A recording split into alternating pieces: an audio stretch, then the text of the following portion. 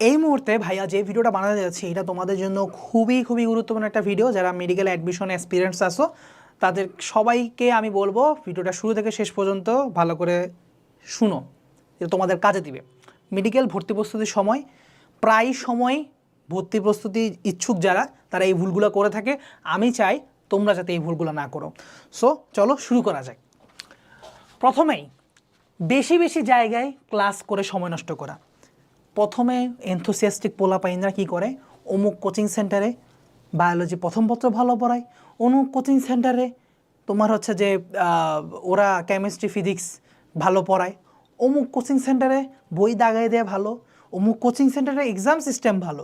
এই করতে করতে 2-3 কোচিং সেন্টারে ভর্তি হয়ে গেছো, বাহ ভালো কাজ করছো।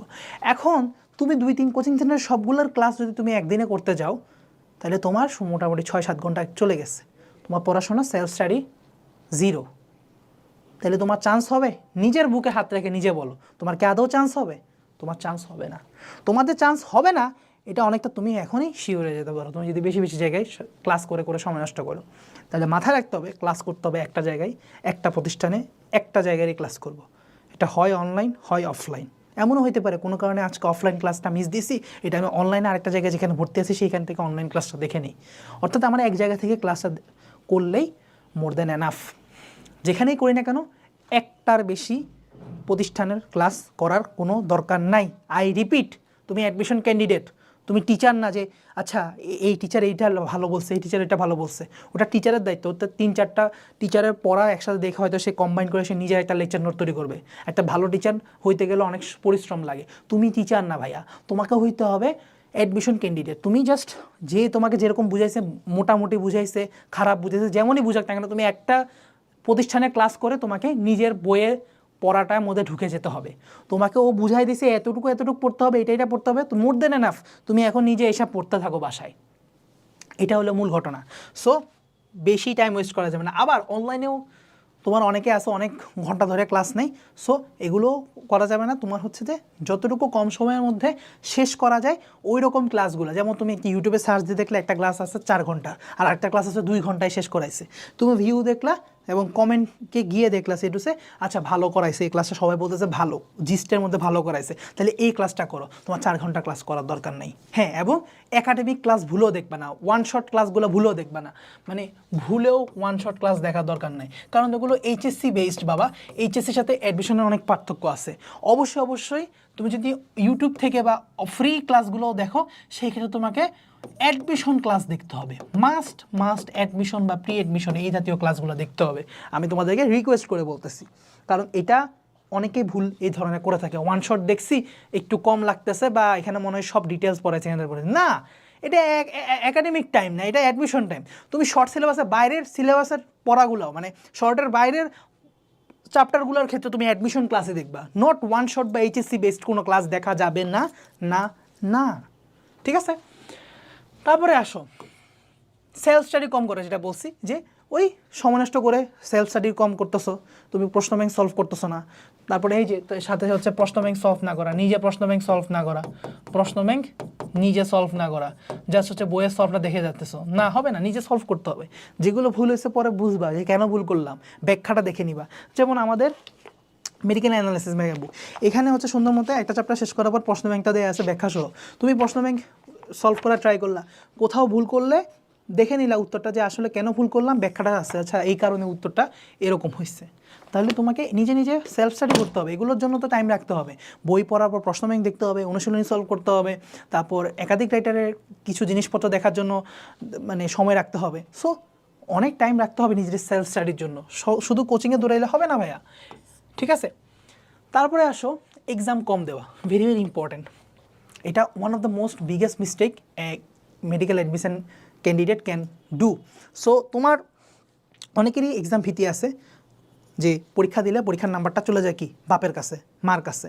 সো এই জন্য আমি এক্সাম দিব না বাবা, এক্সাম দিলে ইয়া হয়। বাবা পারলে নাম্বারটা ভুল লিখে দিয়ে আসিস, বাপ মার নাম্বার পারলে ভুল লিখে দিয়ে আসিস। আমি তোকে বাজে একটা পরামর্শ দিতেছি তোমাদেরকে, বাট স্টিল পরীক্ষা দাও বাপ, ভালো হোক খারাপ হোক তোমার পরীক্ষাটা দেওয়া জরুরি। বিশেষ করে অফলাইনে, কারণ তোমার এক্সাম ভীতি দূর করা ইজ দ্য মেইন থিম। তুমি যত বেশি অফলাইনে এক্সাম দিবা তোমার এক্সামের প্রতি যে ভয়টা, এই ভয়টা তোমার কেটে যাবে, এবং এই ভয়টা কাটলে তোমার মেডিকেল অ্যাডমিশন টেস্টের দিন যে কী পরিমাণ উপকার হবে এটা আমি জাস্ট বলে বুঝাইতে পারবো না ভাইয়া। কারণ অলরেডি অ্যাডমিশন টেস্টের দিন অনেক পরিমাণ ভয় ভীতি কাজ করে, ঠিক আছে?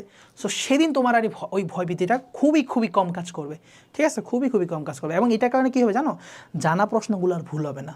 মানুষ এক্সাম ফেয়ারনেসে যেটা হয় যে এত নার্ভাস থাকে যে জানা প্রশ্নটার উত্তরটাই সে যেন কেমন জানি লাল নীল সাদা দেখতেছে, মানে খুব ভালো করে দেখতেছে না, উল্টাপাল্টা দেখে জানা প্রশ্ন ভুল করে দিয়ে আসে বা মাথা কাজ করে না, সবচেয়ে বাজে জিনিস। সো এই জন্যই এক্সাম ফিয়ার দূর করার জন্য হলেও বেশি বেশি এক্সাম দিতে হবে। এবং আরেকটা জিনিস, এক্সাম শেষে তোমাকে ভুলগুলো সংশোধন করতে হবে। যেমন অনেকে এক্সাম শেষে এসে ভুল সংশোধন করে না, সো এই ভুলগুলো সংশোধন করতে হবে।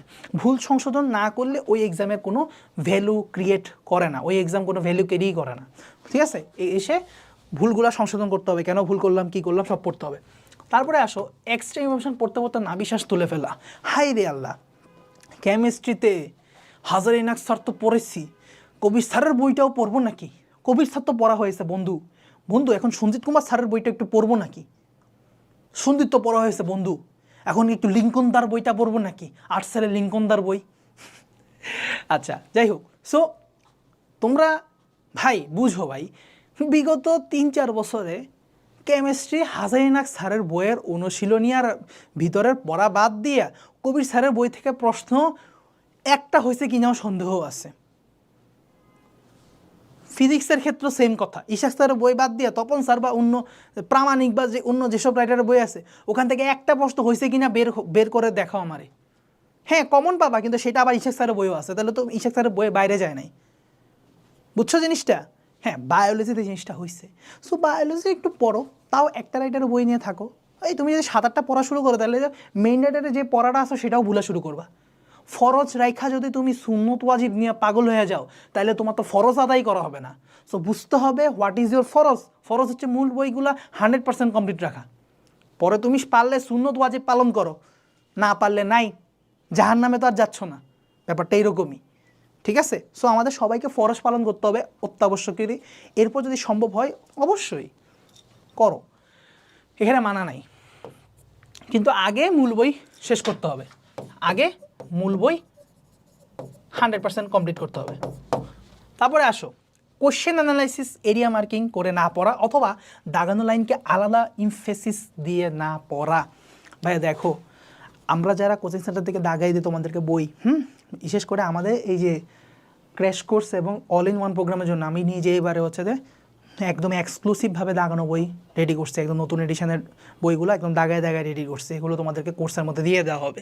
সো এই যে আমরা যে দিয়ে দিচ্ছি তোমাদেরকে, কেন দিচ্ছি? কারণ এই লাইনগুলো থেকেই বিগত বছরগুলোতে প্রশ্ন আসছে, এবং এই লাইনগুলো থেকে আগামী বছরগুলোতেও প্রশ্ন আসার সম্ভাবনা আছে। যেই ছক থেকে বা যেই প্যারা থেকে মেডিকেল ভর্তি পরীক্ষায় বিগত 10 বছর প্রশ্ন আসছে, আশা করা যায় ইনশাল্লাহ আরও নেক্সট 10 ইয়ার্সে প্রশ্ন এইখান থেকেই হবে। ব্যাপারটা বুঝো। তাহলে আমি কেন ওই প্যারা ওই ছকগুলোকে আলাদা ইম্পর্টেন্স দিয়ে পড়বো না? আমি বলতেছি না শুধুমাত্র সেগুলোই পড়তে হবে, এই বাদে সব বাদ না, পড়বা। ওইগুলোকে তোমাকে আলাদা ইমফেসিস দিয়ে 100% ফোকাস দিয়ে ঠাটা মুখস্থ লেভেলে নিয়ে এগুলো মনে রাখতে হবে। অন্যগুলো একটু কম ইম্পর্টেন্স দিয়ে পড়লেও চলবে, কারণ আমাদের ব্রেন একটা নির্দিষ্ট অ্যামাউন্টের তথ্যই অনেক বেশি মনে রাখতে পারে। সব যদি সমান গুরুত্ব সহকারে দাও, কিছু রাখবে কিছু ফালাই দিবে। এখন ব্রেন তো জানে না কোনটা ইম্পর্টেন্ট আর কোনটা আনইম্পর্টেন্ট, তাহলে তুমি ব্রেনকে বুঝাই দাও এগুলো ইম্পর্টেন্ট, এগুলোর আগে রাখ, এগুলোকে আগে জায়গা মতো রাখতে হবে, এরপর জায়গা থাকলে অন্যগুলো ছড়াই ছিটাই রাখলাম ব্রেনের স্পেসের মধ্যে। ব্যাপারটা বুঝলা? সো এইটা হলো ঘটনা। তারপরে নিজে বই দাগাইয়ে পড়ার পাকনামি, ওরে আল্লাহ কত ধরনের পাকনা যে আছে, এরকম একটা পাকনা আমি নিজেই ছিলাম। হ্যাঁ, ভর্তি পরীক্ষার শুরুর দিকে আমার কাছে মনে হয় না যে কোচিং সেন্টার থেকে কী জন্য বই দাগাই দেয়, বই দাগাই দেওয়া কি আসলে জরুরি? হ্যাঁ, এটা আবার কী ধরনের ট্রেন্ড, আমি তখন নতুন নতুন কিছু বুঝতাম না। সো ইভেন আমার একটা সত্যি কথা তোমাদের সাথে বলি, আমি মেডিকেল ভর্তি পরীক্ষার জন্য কিন্তু শুরুর দিকে একদম কোচিংও করি নাই। হ্যাঁ, আমি শেষ দিকে এসে কিছু মানে weekly model test, final model test এভাবে এগুলো দিয়ে শুরু করছি আমি পরবর্তীতে। সো আমার ফার্স্ট টার্গেট ছিল ইঞ্জিনিয়ারিং, পরে আমি তার সুইচ করছি, আসলে ওই গল্প না হয় এক সময় বলা যাবে। তো যাই হোক, মানে এই হলো ঘটনা আর কি, যে মানে তখন আমার কাছে মনে হচ্ছে আমি নিজেই জায়গায় পড়বো, এইচএসসিতে পড়ছি, একই বই তো থেকে তো অ্যাডমিশন আসবে। বাট পরবর্তীতে আমি যখন দেখছি যে না, একটু কাজে লাগে, ইট ওয়ার্কস, কোচিং সেন্টার থেকে দাগানো বই নিয়ে ওই অনুযায়ী পড়ে গেছি, ওই লাইনগুলোকে ইম্পর্টেন্স দিয়ে পড়ে গেছি, বাকিগুলো আমি নর্মালভাবে পড়ে গেছি। আমার রেজাল্ট আগে যদি আমি 20-এ পাইতাম 15, এখন 20-এ 17 থেকে 18 পাই, অর্থাৎ ইমপ্রুভমেন্ট কিন্তু অনেক হয়, বুঝছো? তুমি যত ভালোই হও না কেন, you can always be better.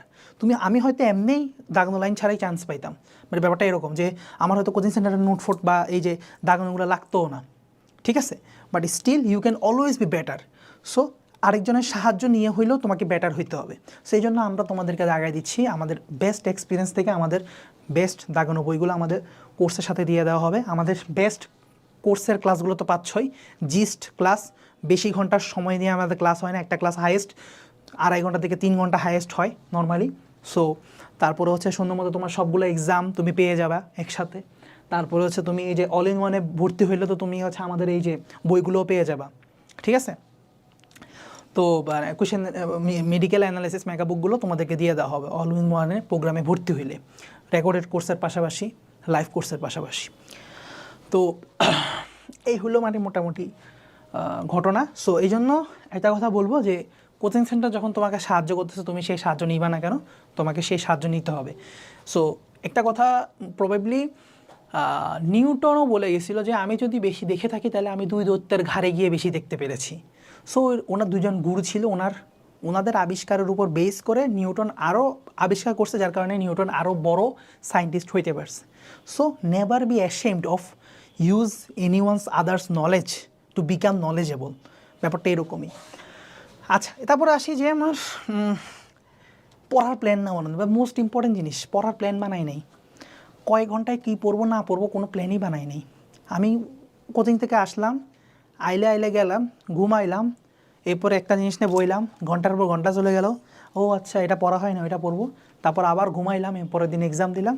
এইভাবে করে কোনো দিন হবে না ভাইয়া, তোমাকে প্ল্যান করতে হবে। আসার পরে আমি কয় ঘন্টা ঘুমাবো, ঘুমের পর কয়টা থেকে আমি শুরু করবো পড়া, 5টা থেকে 8টা পর্যন্ত আমি এই চ্যাপ্টার পড়বো, পড়া শেষ হইলে আমি কি করব, তারপরে কি করব, তারপরে আমি কোশ্চেন ব্যাংক পড়বো এতক্ষণ, তারপর আমি কি করব, অনুশীলন সলভ করবো এতক্ষণ, তারপর আমি কি করব, আবার বইয়ের পড়াটা আবার পারলে রিভাইজ করবো 1 ঘন্টা, তারপরে কি করব, কোনো একটা মডেল টেস্ট দিব বা অনলাইন এক্সাম দিব, তারপরে কী করবো। অর্থাৎ সব কিছু একদম টাইম ওয়াইজ প্ল্যান থাকবে। আজকে ভোরবেলা সকালে ঘুম থেকে উঠেই সর্বপ্রথম একটা পড়ার প্ল্যান বানাবা যে আমি কী করবো প্রতিদিন, ঠিক আছে? একটা ডায়েরি লিখে ফেলো, ডায়েরি নিয়ে ফেলো।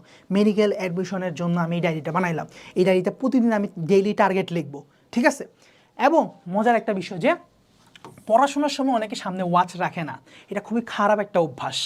ওয়াচ ছাড়া পড়াশোনা খুবই বাজে একটা অভ্যাস, কারণ ঘন্টার পর ঘন্টা সময়ের পর সময় চলে যাবে, তুমি হয়তো টেরও পাবা না। সত্যি কথা, তুমি একটা টার্গেট রাখবে যে আমি 15 মিনিট বা আধা ঘন্টায় কতটুকু পেজ পড়া উচিত, তোমার একটা টার্গেট তো আছে, তাই না?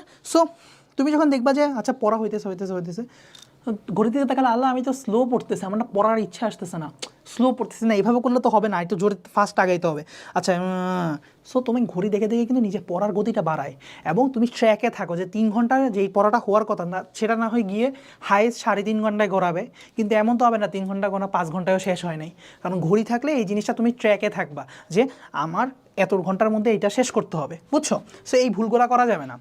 তারপরে আসো ফোন এডিকশান, চ্যাটিং, ভাই এগুলো তো হারাম ভাই, হারাম।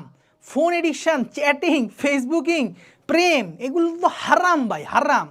অ্যাডমিশন টাইমে এগুলো থেকে কয়েক কিলোমিটার দূরে থাকতে হবে, কারণ এগুলো সব হচ্ছে time waste, nothing but A time waste. তোমার একটা সেলফ স্টাডির সময় নষ্ট করতেছে, কিচ্ছু না। তোমার যদি অনেক গভীর প্রেমও থাকে কারোর সাথে, তাহলে বলো তুমি যদি আমার সত্যিকার ভালোবেসে থাকো, তাহলে 2টা মাস 3টা মাস আমার সাথে কোনো কমিউনিকেশন রাখো না, বা রাখলো রাতের একটা নির্দিষ্ট টাইমে জাস্ট তোমার সাথে আমি হাই হ্যালো, আমার কণ্ঠটা শুনছো, ভালো আছো, খাইছো, শেষ, কণ্ঠ শুনে রেখা দাও, শেষ। চ্যাটিং ফেটিং করে টাইম নষ্ট করার কোনো দরকার নাই। একদম ফিক্স একটা টাইম, যে 10 থেকে 20 মিনিট বা 10 থেকে 15 মিনিট টাইমে আমি আমার প্রেমিকার সাথে না হয় একটু কথা বললাম, বাট ওকে সময় দিতে পারবো না, ওকে আগেই বলে রাখবা আমি তোমাকে সময় দিতে পারবো না। ব্যাচমেট হইলে তো আরও আগে বুঝবে, আর ব্যাচমেট না হইলেও জুনিয়র হইলেও বুঝে। আজকাল আসলে বুঝলে ব্যাচমেটও বুঝে, আর না বুঝলে আসলে ব্যাচমেটও বুঝে না, এই ব্যাপারটা হইলে এমন আর কি, বুঝছো? সো জুনিয়র অনেক সময় বুঝবে, ব্যাপার না। প্রেম ভালোবাসাকে আমি প্রশ্রয় দিচ্ছি না, বাট এটাই বলতেছি যে আজকাল যেহেতু নর্মালাইজ হয়ে গেছে আর কিছু বলার নাই, বাট পড়াশোনা করা অবস্থায় প্রেম ভালোবাসা এগুলোতে একদম না জড়ানো সর্বাধিক উত্তম। যদি সামর্থ্য থাকে বা তোমার ফ্যামিলি যদি বিয়া করে দেয় সেটা আরেক বিষয়, ওইটা হলে তো হইতই ভালো। তারপরে আসো সঠিক এক্সাম হল স্ট্র্যাটেজিগুলো প্র্যাকটিস না করা। এক্সাম হল স্ট্র্যাটেজির উপর আমি একটা ভিডিও বানায় রাখছি, যদি পাবলিশ নাও হয়ে থাকে এখনও, ইনশাল্লাহ সামনে হবে। সো এক্সাম হল স্ট্র্যাটেজির ভিডিওটা তোমরা সবাই একদম মনোযোগ সহকারে দেখবা। সেখানে আমি 3 রান ফর্মুলার মাধ্যমে দেখাই দিছি কীভাবে ভর্তি পরীক্ষায় 100টা এমসিকিউ সুন্দরভাবে অ্যান্সার করতে হয়। সেই টেকনিকগুলো এক একটা খুবই খুবই গুরুত্বপূর্ণ, বিশ্বাস করো, সেই ভিডিওটা দেখবা। সো এক্সাম হলে সেই টেকনিকগুলো অবলম্বন করতে হবে। শুরুতে ম্যাথ প্রশ্ন দাগানো যাবে না, শুরুতে পারা প্রশ্নগুলো অ্যান্সার করে চলে যেতে হবে, সর্বাধিক সংখ্যক অ্যান্সার দ্রুত অ্যান্সার করে করে করে চলে যেতে হবে। সো এই ধরনের অনেক টেকনিক নিয়ে আমি কথা বলছি, সেই টেকনিকের ভিডিওটা দেখবা। সো এই টেকনিকটা একদম ছোট পরীক্ষা থেকে শুরু করে বড় পরীক্ষা সব ধরনের পরীক্ষা আজকে থেকে প্র্যাকটিস করবা। সো দেখবা ইনশাল্লাহ ভালো একটা রেজাল্ট পাবা। যদি ভিডিওটা পাবলিশ হয়ে থাকে সেটা গিয়ে চ্যানেলে গিয়ে চেক করো, হয়তো তুমি পাবা, ঠিক আছে? আর পাবলিশ না হলে 1-2 দিনের মধ্যে হয়ে যাবে। সো মোটামুটি হচ্ছে এইগুলোই কথাবার্তা। মেডিকেলে চান্স পাইতে হলে এই জাতীয় কোনো ভুল করা যাবে না। These are the mistakes you should avoid for medical admission preparation. ইনশাল্লাহ তাহলে তোমার মেডিকেল একটা চান্স পাওয়ার, সাদা অ্যাপ্রনে তোমাকে দেখার একটা সম্ভাবনা বেড়ে যাবে। আর শেষে এটাই বলবো, আমাদের কোর্সগুলা এবার আরও অনেক বেশি আপগ্রেডেড করা হয়েছে।